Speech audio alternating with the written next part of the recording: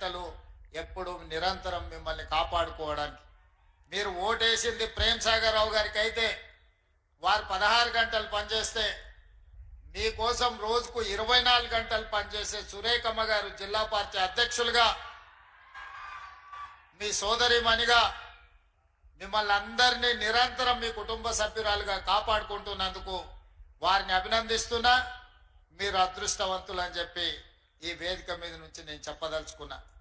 మిత్రులారా, ఇవాళ ఈ వేదిక మీద నుంచి ఇక్కడికి వచ్చేసిన మిత్రులనే కాదు, ఈ సమావేశాన్ని చూస్తున్న తెలంగాణ రాష్ట్ర నలుమూలలో ఉన్న వాళ్లకు, ముఖ్యంగా ఆదిలాబాద్, నిజామాబాద్, కరీంనగర్, మెదక్ జిల్లా పట్టభద్రుల ఓటర్లను గుండె మీద చేయి పెట్టుకొని ఆలోచన చేయమని నేను విజ్ఞప్తి చేస్తున్నా. ఇవాళ ఈ ఎన్నికల బరిలో ప్రధానంగా కాంగ్రెస్ పార్టీ నుంచి నరేందర్ రెడ్డి గారు ఉంటే, భారతీయ జనతా పార్టీ నుంచి వారు ఒక అభ్యర్థిని నిలబెట్టిండ్రు. ఈరోజు ప్రధాన ప్రతిపక్ష పార్టీ బీఆర్ఎస్ గురించి ఒక 2 నిమిషాలు మాట్లాడుకుందాం. ఇవాళ ఈ ఎన్నికల్లో వాళ్ళకి అభ్యర్థి లేడు, ఈ ఎన్నికల్లో పోటీ చేయలేదు. కానీ హరీష్ రావు గారు, కేటీఆర్ గారు, టిఆర్ఎస్ నాయకులు కాంగ్రెస్ పార్టీని ఓడించండి, కాంగ్రెస్ పార్టీని మీరు ఎట్లనన్నా చేసి కింద పడేయండి అని వాళ్ళు విజ్ఞప్తి చేస్తున్నారు. మరి నేను ఈ వేదిక మీద నుంచి పట్టభద్రులను అడుగుతున్నా, బీఆర్ఎస్ వాళ్ళు మమ్మల్ని ఓడగొట్టమని చెప్తున్నారు. మంచిదే, మీ కోపం, మీ పగ ఈ పట్టభద్రులు అర్థం చేసుకుంటారు. కానీ మీరు ఎవరిని గెలిపించమని చెప్తున్నారని నేను అడుగుతున్నా. మీ అభ్యర్థి ఎవరు? మీ అభిమానులు కానీ, మీ పార్టీ నాయకులు కానీ ఎవరికి ఓటేస్తారు? ఇదే మెదక్ జిల్లాలో హరీష్ రావు గారు ఓటరు, చంద్రశేఖరరావు గారు ఓటరు, కేటీఆర్ గారు ఓటరు, కవిత గారు ఓటరు. వీళ్ళందరూ చదువుకున్నోళ్ళే, వీళ్ళందరూ పట్టభద్రులే. రేపు పోలింగ్ బూత్కి వెళ్ళి వీళ్ళు ఎవరికి ఓటేస్తారని నేను అడుగుతున్నా. ఇవాళ పట్టభద్రులకు వీళ్ళు సమాధానం చెప్పాల్సిన అవసరం లేదా? ప్రజాస్వామ్యంలో ప్రధాన ప్రతిపక్ష పార్టీ ఎన్నికల్లో పోటీ చేయకుండా ఈ రోజు కాంగ్రెస్ పార్టీని ఓడగొట్టండి అని అడుగుతారు. దీని మతలబ్ ఏందో తెలంగాణ సమాజం గమనించాలి. ఇవాళ మరి వాళ్ళే, వాళ్ళ పార్టీ నాయకులు, వాళ్ళ బంధువులు కాదు, ఇవాళ సొంతంగా కేసీఆర్ పట్టభద్రుడే, కేటీఆర్ పట్టభద్రుడే, కవిత గారు పట్టభద్రురాలే, హరీష్ రావు గారు కూడా నాకు తెలిసి పట్టభద్రుడే అని నేను అనుకుంటున్నా. మీ 4 ఓట్లు ఎవరికి వేయదలుచుకున్నారు, మీరు ఎవరికి మద్దతు ఇస్తున్నారని చెప్పి నేను ఈ వేదిక మీద నుంచి అడుగుతున్నా. ఇవాళ ఈ రహస్యం ఏంది, ఈ గూడుపుటాని ఏంది, మీరు ఢిల్లీలో చేసిన మంతనాలు ఏంటివి అని చెప్పి ఈ రోజు ఈ వేదిక మీద నుంచి అడుగుతున్నా నేను.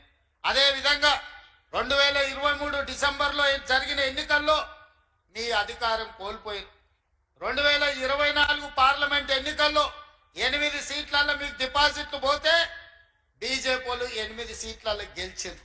మీ డిపాజిట్లు పోతే ఎట్లా, అవే సీట్లలో బీజేపీ వాళ్ళు గెలుస్తారు ఎట్లా? గింత లెక్క మా తెలంగాణ 4 కోట్ల ప్రజలకు అర్థం అయితలేదా? ఇవాళ మీరు మీ డిపాజిట్లు ఒడగొట్టుకొని మీ ఓట్లను బీజేపీ వాళ్ళకి వేపించి బీజేపీ వాళ్ళని గెలిపించారు. సరే, మీరు చీకట్లో ఏం మాట్లాడుకున్నారో, మీరు చీకట్లో ఏం అల్లాయి బల్లాయి చేసుకున్నారో నేను అడగదలుచుకోలే.